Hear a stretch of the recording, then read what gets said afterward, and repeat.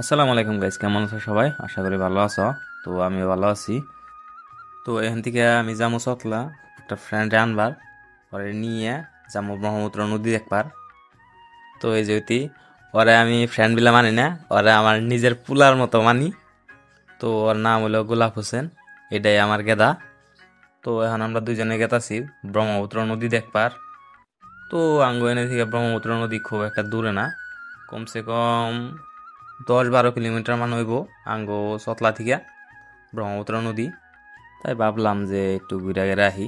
আর বাড়ি বেলা হলে তো কোনো কথাই নেই, তো বাইকে তেল থাক বা না থাক, আইডিয়া হলেও ঘুরবার যাই। আর একজনের গাড়িতে বইবে চুল ঠিক করবার নিয়ে নিছে। আর চুল ঠিক করে লাভ নাই, আঙ্গো কোনো সিরিফুলান দেখবো না। আর যদিও দেহে বুগলাই খবর দাদা ভালোই আছ, তাই কইব। তো এটা হলো দুলাহাল পুরান চক।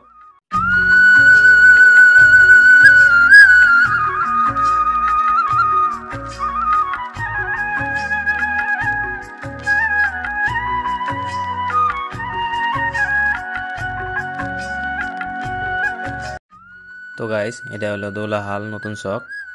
আর এনে একটা স্কুল আছে যার নাম হলো দৌলাহাল উচ্চ মাধ্যমিক বিদ্যালয়। তো গাইস, আমি এই স্কুলে থেকে কিন্তু মেট্রিকটা দিছি। তো গাইস, স্কুলের বিষয়ে কবার গেলে সারাদিনও ফুরাবো না। তো ইতিমধ্যে আমরা কিন্তু ব্রহ্মপুত্র নদীতে আইছি। তো রোমারে যে ঘাটপাড় আছে একটা, হেনু বিলাইলাম এখন আমরা দুজনে। তো এনায় গাড়িটা থুইয়া ভাবলাম একটু আড়া করি।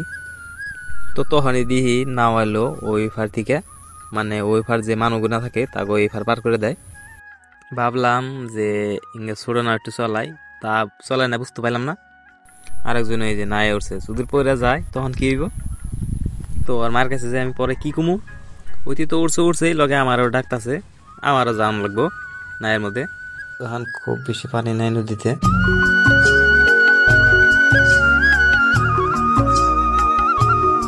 তো এখন আবার ইম্বুরে যে মানুষগুলো আসাল তাকে আবার ইম্বুরে নিয়ে নামাই দিব।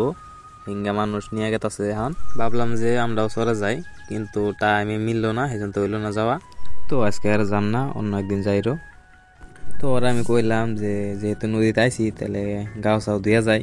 তা ও বলে ধুবো না, পানি খারাপ। তো আমার মাথায় আবার আকস্মাত বুদ্ধি আহে।